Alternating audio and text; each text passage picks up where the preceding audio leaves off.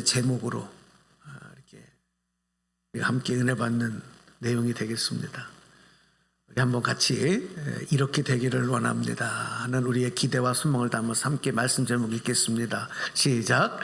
아름답고 행복한 가정. 그런 가정 되시기 바랍니다. 그런 가정을 이루어야 합니다. 자, 여러분, 인생은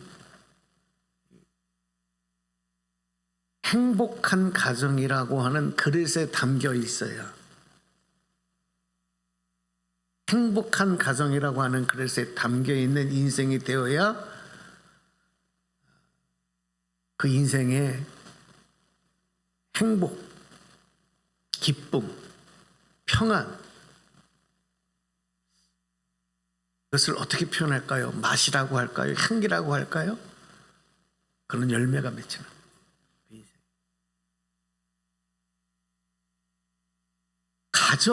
가정은요,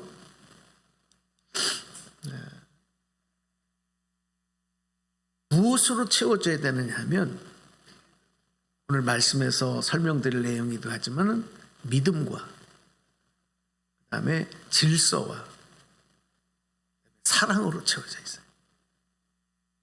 가정은 그렇게 되어야 행복한 인생이라고 하는 선물을 아낌없이 내어주는 가정이 되는 거예요. 가정은 우리에게 그것을 아낌없이 내어줍니다. 이 세 가지가 채워져야 돼요.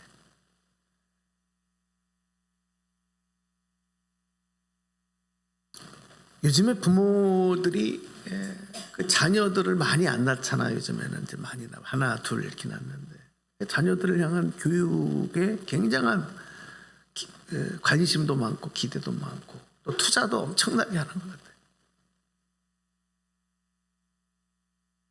이 가정에 대해서는 그거에 비하면은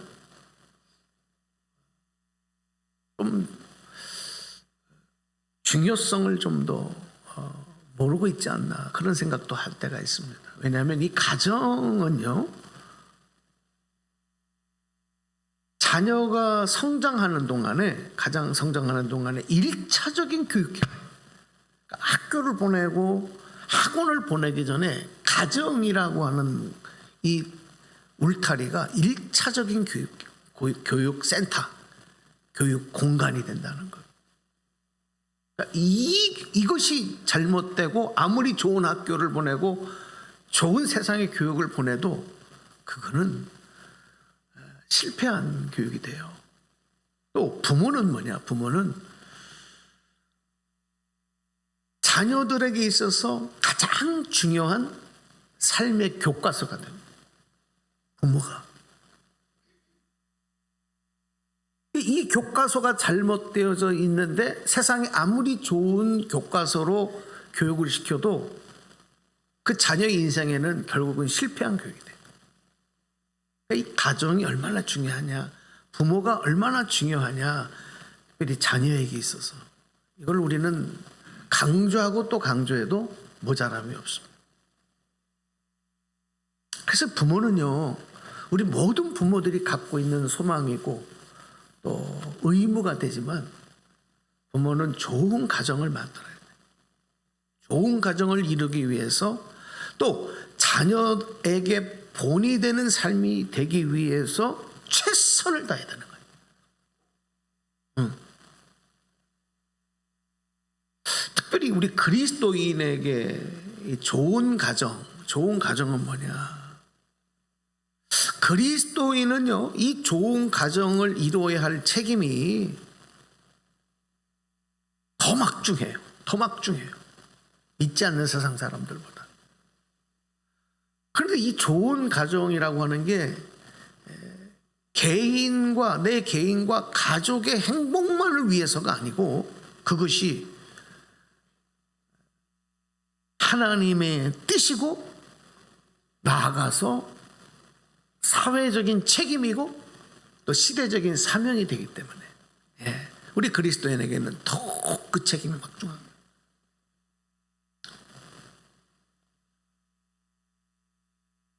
가정이 얼마나 소중한 거냐 하는 교훈을 담은 러시아 속담이 있어요.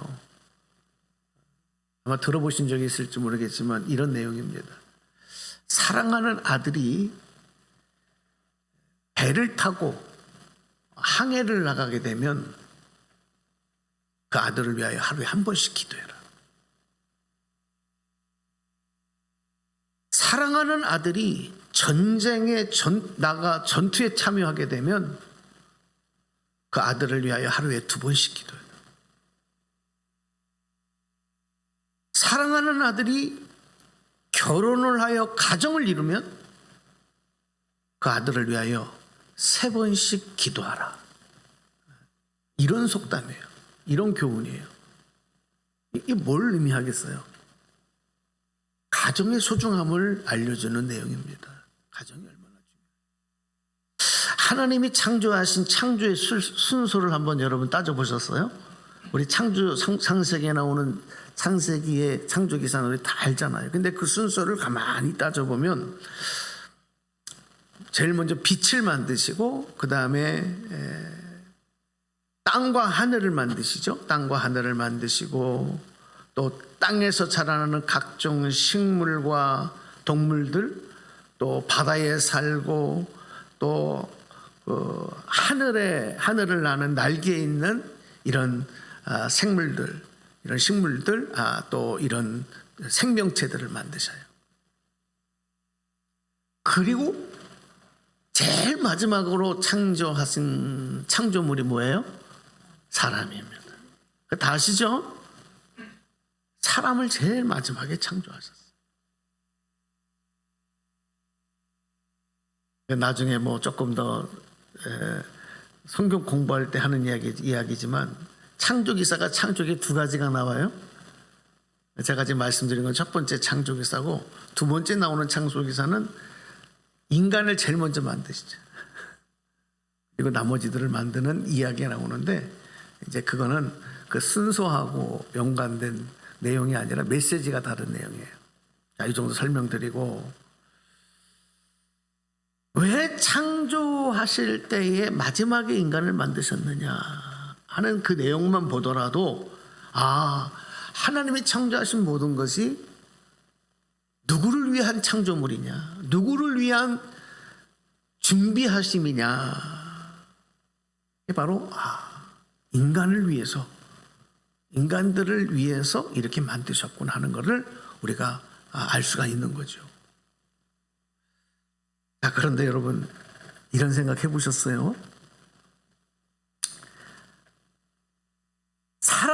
사람이 제일 마지막 창조물인데, 진짜 하나님의 창조의 마지막 창조물은 누굽니까? 네? 하나님이 가장 마지막으로 만드신 피조물이 뭐예요? 누구예요? 네? 하와, 여자예요, 여자.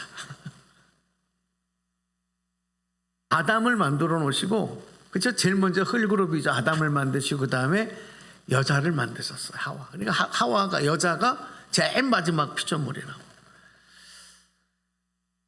그러니까 이 말은 여성들이 굉장히 기분이 좋을 얘기인데, 하나님의 피조물 중에 가장 완전한 피조물은 사람이고, 그 중에서도 여성들이 가장 완전한 피조물이다. 여성들은 기분 좋으시기 바랍니다. 여러분들 가장 완전한 피조물, 제일 마지막에 만드셨으니까 완벽하게. 명작입니다. 여성들은 명작입니다. 성경에 보면은 여자를 만드실 때 아담을 위해서 하와를 돕는 배필로 만들어 주셨다, 이렇게 말씀을 하고 있잖아요. 그러니까 이걸 가지고 잘못 이해를 해서 남성 위주의 그런 풍토가 펼쳐지는 것은 성경을 잘못 이해한 것이고, 남자와 여자는 누가 누구를 일방적으로 섬기는 관계의 종속 관계가 아니고, 서로가 서로를 섬기는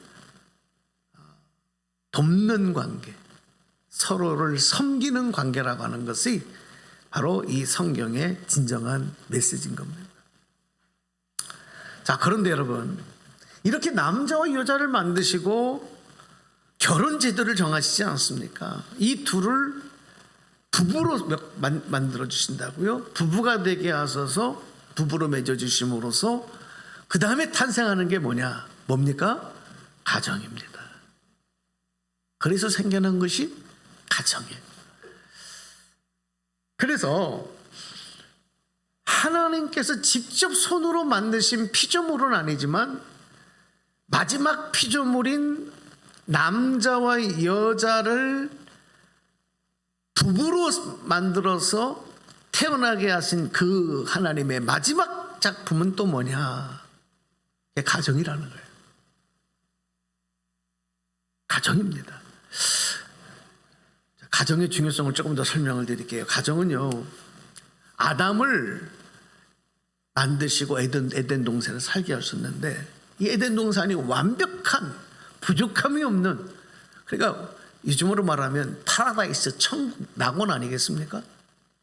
거기서 아담을 살게 했는데 여러분, 아담이 행복합니까? 안 행복합니까? 하나님의 기보니까 아담이 쓸쓸하고 외롭단 말이에요. 행복하지가 않아.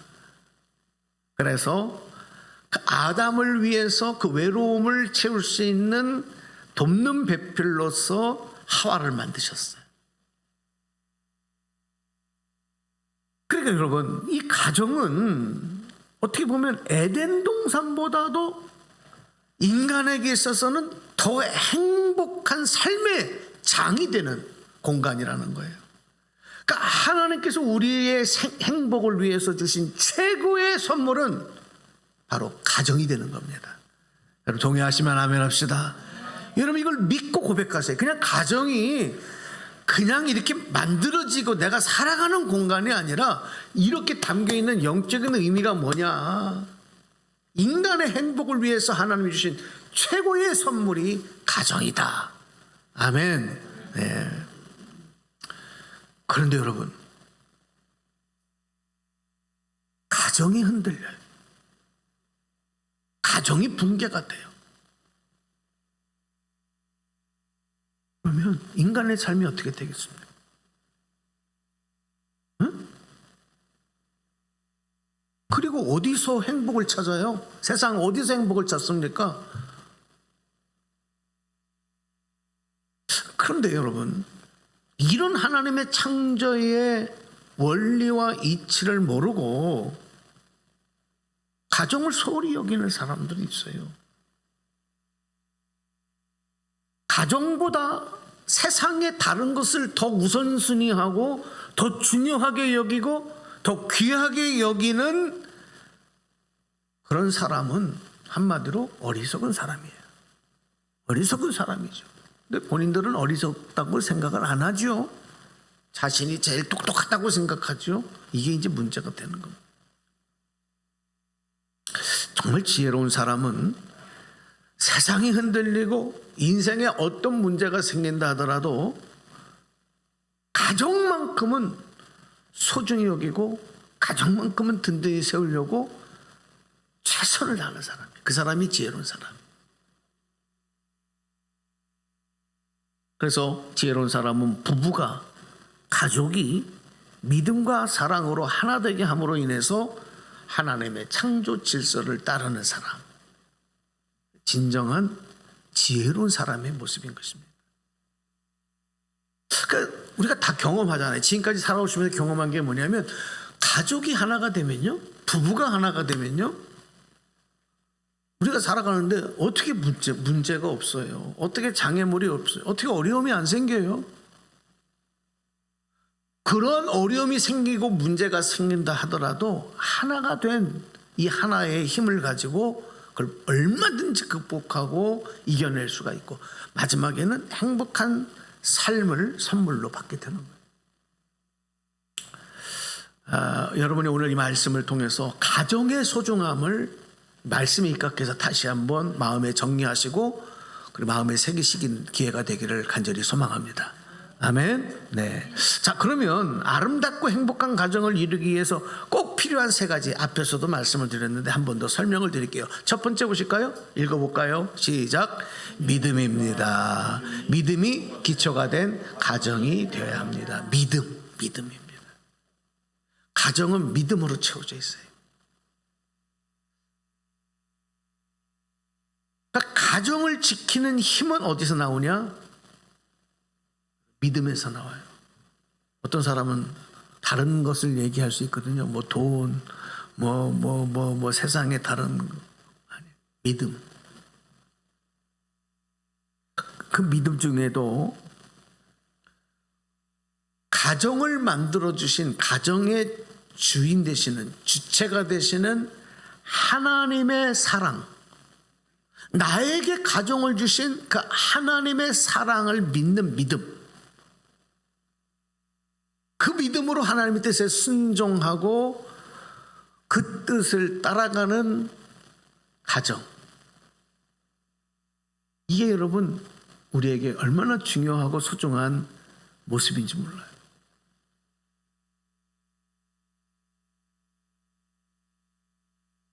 그러면 이렇게 얘기하는 사람이 있어요. 하나님을 안 믿는 가정들도 행복하게 잘 살던데요. 부부가 서로 사랑하고 그렇게 행복하게 사는 가정이 많던데요. 여러분, 하나님을 가정의 주인이고 주체가 되시는 하나님의 사랑을 믿는 믿음이 우선시되지 아니하고 사람만 믿고 의지하면 지금은 좋을 수 있을 수도 있어요. 잠깐은 좋을 수 있지만 살아가는 과정에서 보면 실망과 후회로 돌아오는 경우가 많아요. 그래서 결국은 행복한 가정이 되지 못하고 행복한 삶이 되지 못하는 일들이 수없이 많이 나타나는 거예요. 잠깐 좋으면 안 되잖아요.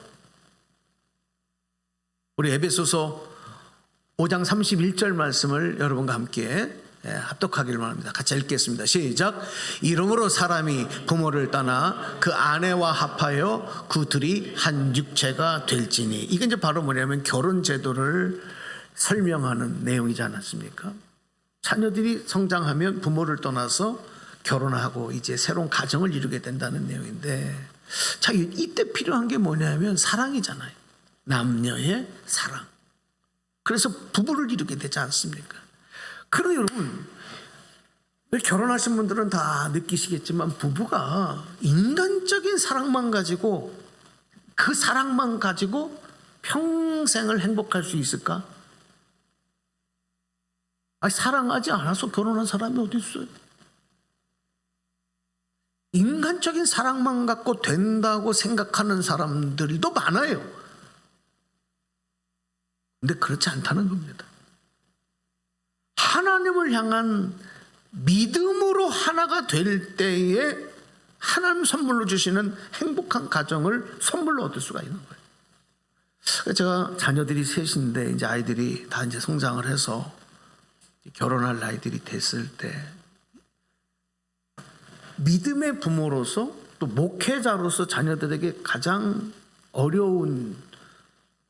어렵게 제시하고 강조했던 게 바로 뭐냐면 믿음의 배우자를 얻어야 된다. 성도님들 이럴 때 당연하죠.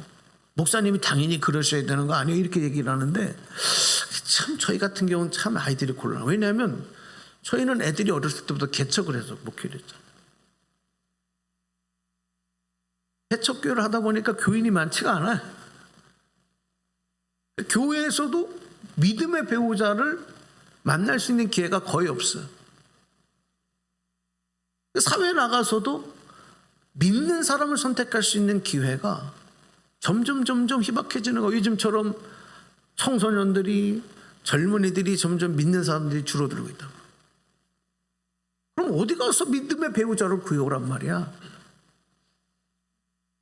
다 그럼 큰 교회 가라 그래야지. 젊은이들이 많이 모이는 교회 가야 그런 기회가 있는 거 아니야? 이런 질문이 돌아올 수 있잖아요. 그럼에도 불구하고 그걸 모르겠어요. 알죠? 그래도 믿음의 배우자를 통해서 서로 믿음으로 하나를 이루어야 된다고 하는 것은 내 자녀가 행복해지는 1차적인 원인이 되고 요인이 되기 때문에, 그리고 그것이 하나님의 뜻이고 하나님의 질서이기 때문에 포기할 수가 없는 거예요.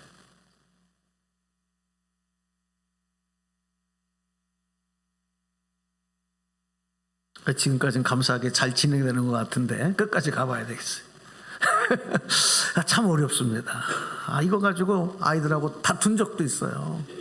아이들이 막 응? 그러면 우리를 여기 교회 나오지 말고 큰 교회로 가라 그래.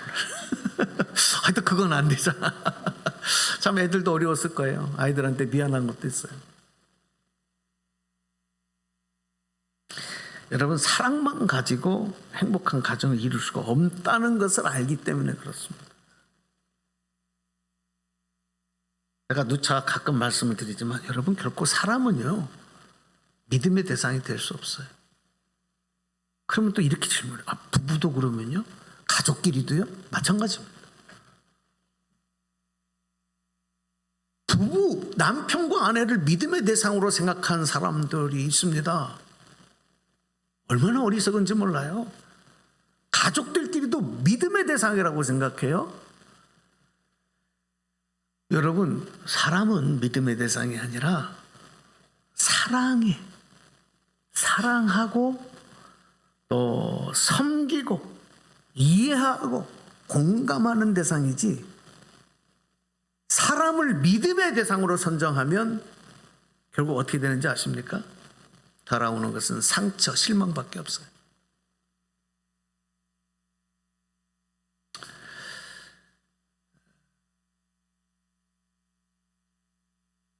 여러분, 이 부부가 사랑의 가장 밀접한 관계 아니겠습니까?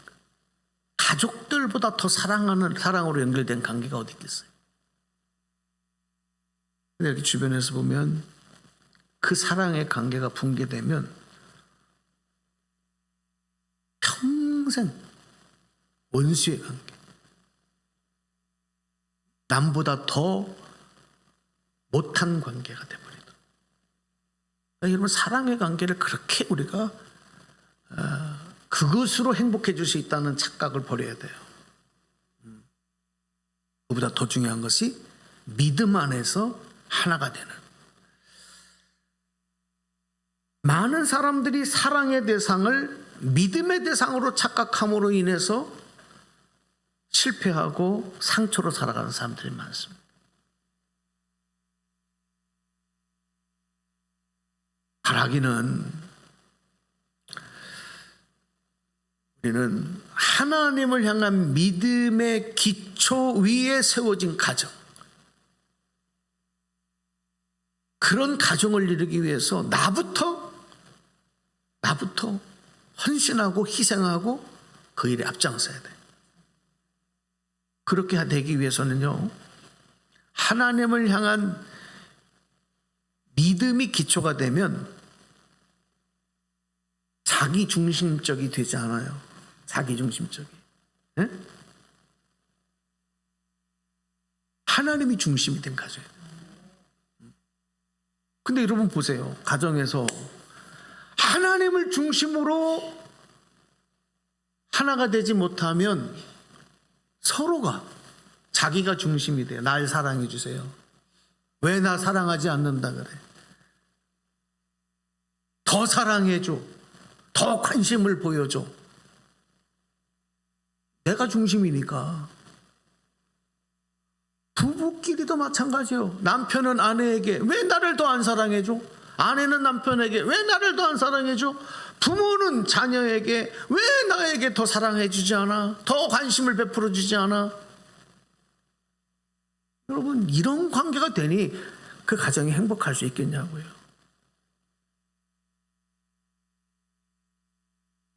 오늘 우리가 살아가는 사회가 그런데 여러분, 어쩔 수 없잖아요. 우린 그런 사회에 이미 깊이 들어와 있어요. 핵가족.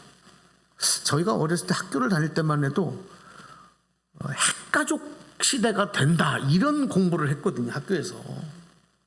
그때는 대가족 시대였는데 지금은 이미 핵가족화가 됐어요.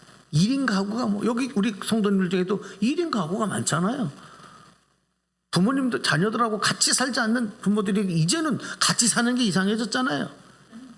그렇죠? 안 그래요? 예전에는 할아버지 할머니 그냥 그러니까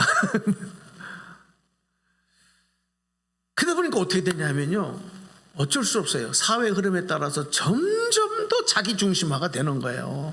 그리고 이것이 젊은 세대, 우리 자라는 세대는 당연하게 되는 거죠. 그걸 탓할 수도 없어요. 가정에서도 가족들이 한 공간에 있으면서도 각자가 서로 다른 것을 바라보고 다른 것을 추구합니다. 남편, 아내가 다 각자예요. 자녀들이 다 각자예요.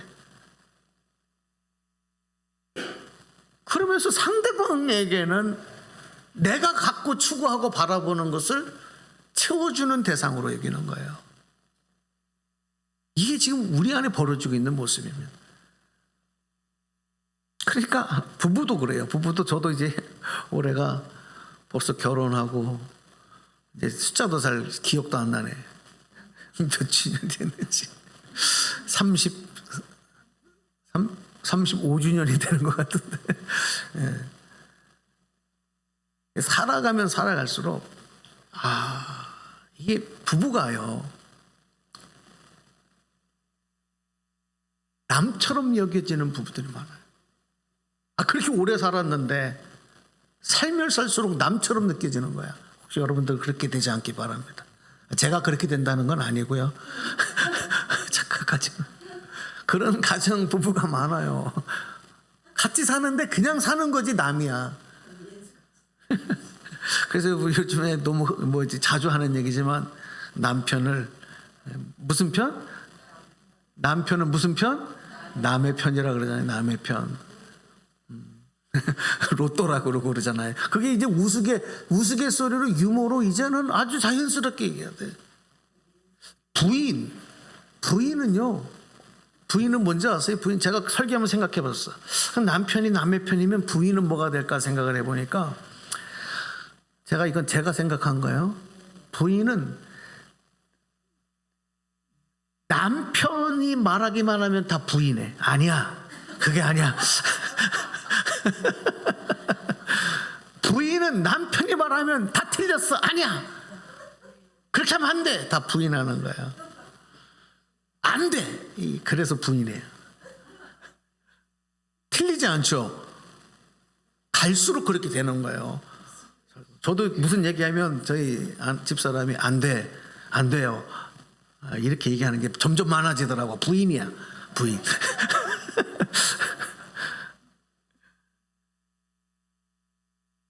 부모들이 자녀를 그렇게 양육하고 헌신적으로 투자하면서 그 자녀들이 내가 못한 거 채워주는 대상으로 그걸 이루어줘야 되는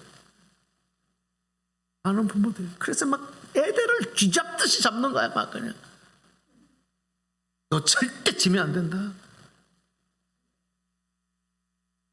자녀가 이기는 게 아니라 부모인 자신이 못한 거.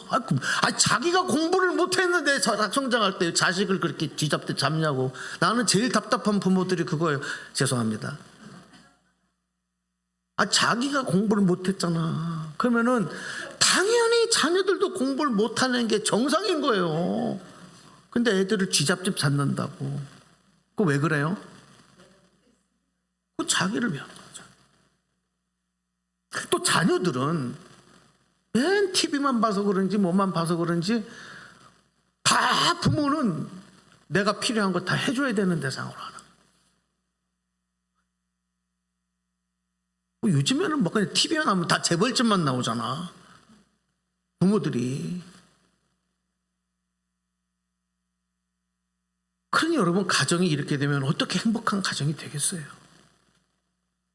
하나님을 향한 믿음으로 하나가 되고 한 방향을 바라보고 서로를 그 믿음으로 용납하고 바라볼 수 있는 믿음으로 하나 된 가정. 여러분, 그런 가정을 통해서 하나님 주시는 행복한 가정의 선물을 받아 누리게 되기를 주님의 이름으로 축원합니다. 두 번째, 조금 빨리 해야 돼요. 두 번째, 시작. 질서입니다. 가정 안에 질서가 있어요. 여러분, 질서는 복되고 아름다운 가정 이루기 위해서 정말 꼭 필요합니다. 그러니까 가정에서 제일 중요한 질서가 뭐냐면, 하나님이 세우신 권위에 온 가족들이 순종하고 존중해주고 따라주는 거예요. 그게 질서예요. 제가 요즘에 이렇게 운전을 하고 가다 보면 내가 죄송합니다. 저보다 인생의 선배님들 계신데 나도 나이를 먹는구나 하고 제가 느끼는 경우가 있어요. 그게 뭐냐면 경찰관들이 너무 젊어요. 애들 같아. 제복을 입고 있는데 너무 애들 같은 거야. 그래서 군인들을 이렇게 보면은 너무 젊어요. 막 무슨 장교들. 우리는 예전에 군인 아저씨 그러면 막 그냥 굉장히 나이 많. 근데 요즘에는 막 대령 뭐 별자리를 달고 나와도 저보다 한참 동생처럼 보이는 거야. 당연하죠. 내가 나이를 먹었구나. 이걸 느끼는 거거든요. 그렇다 하더라도 아무리 새파란 청년이 제복을 입은 경찰의 옷을 입고 질서를 여러분 이렇게 잡는다고 한다면 따라야 돼, 안 따라야 돼? 따라야 되는 거예요. 내가 지금 나이를 몇 살 먹었는데 나한테 이렇게 하라고 젊은 놈이 말이야. 이렇게 하면 되겠어요? 그건 안 해요. 사회의 질서를 위해서는 나보다 자식 같아도 손자 같아도 그 질서에 그 권위에 따라줘야 되는 거거든. 그래야 질서가 잡히는 거예요. 자녀들이 부모가 잘났든 못났든 부모의 권위를 존중하고 따라줘야 되는 거예요. 그래야 가정이 바로 서거는 거예요. 조금 나가서 배웠다고 이제 돈 좀 번다고 이 부모를 무시하는 자식들이 있어요. 여러분 그대로 당합니다. 안 되는 거예요. 그렇게 하면 안 되는 거예요. 근데 우리가 여기서 참 어려운 것 중에 하나가 성경에 보면 왜 이런 말씀을 기록하셨나 이걸 모르겠는데 아내가 남편을 가정의 머리로 존중하고 세워주라는 거예요. 요즘 시대를 사는 사람들이 제일 어려운 게 아마 이 말씀이 아닐까 싶어요. 요즘에는 순위가 바뀌었잖아요. 가정에서 순위가 바뀌었잖아요. 아내 말을 안 듣면 남편들이 밥도 못 얻어먹잖아요. 아주 뒤지게 혼나잖아요. 그죠? 집에도 못 들어가 문도 걸어놔서 그런 집도 있다. 이게 참 어려운 거거든요. 근데 우리 들어야 돼요. 자, 에베소 5장 22, 23 시작. 아내들이여 자기 남편에게 복종하기를 주께 하듯 하라. 이는 남편이 아내의 머리됨이 그리스도께서 계속 올려주세요. 그리스도께서 교회의 머리됨과 같으니 그가 친히 몸의 구주시니라 그랬어요. 참 잘못된 건 뭐냐면은 예전에 이 가부장적인 시대에 이 남자들이 이 권위를 잘못 사용했어요. 잘못 배웠어요. 아니 근데 그게 흔적이 지금도 남아있는 분들이 있어요. 그거 빨리 버려야 돼요. 죄송합니다. 혹시라도 우리는 안 계시니까 말씀드리죠. 안 됩니다. 잘못된 권위입니다. 이 권위를 잘못 사용할 때 여러분 어떻게 되느냐? 그 권위가 존중을 못 받게 되고 그러다 보면 질서가 무너지는 거예요. 질서가 무너지기 때문에 혼란이 찾아오는 거예요. 어쩌면 지금 나타나는 사회의 질서의 혼란도 그런 부분일 수 있어요. 권력을 잡은 자들이 권력을 잘못 사용하는, 세상에 어른 되어질 권위가 부여되는 분들이 그걸 잘못 사용할 때 오는 혼란들. 그러니까 가정의 질서를 유지하기 위해서도요, 가정을 만드신 하나님이 세우신 권위를 인정하고 순종하는 것을 우리가 배워야 됩니다. 하나님은 가정의 질서를 위해서 부모와 남편에게 부모의 권위, 남편의 권위를 주셨어요.